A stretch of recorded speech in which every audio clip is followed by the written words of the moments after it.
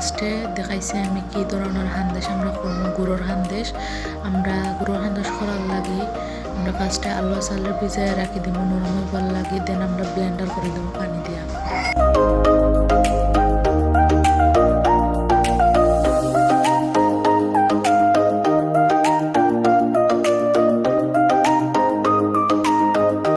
সব চাল ব্লেন্ডার করার পরে আমরা পরিমাণ মতো গুড় আর ময়দা দিলাইমু।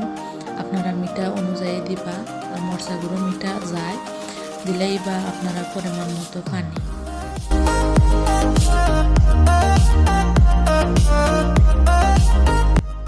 আপনারা ব্যাটারের ঘনত্ব দেখতে পারা আমরা আস্তে আস্তে সব হান্দেশ সেমভাবে করিলাম। দেখরা কি সুন্দর ফুলিয়ে উঠছে।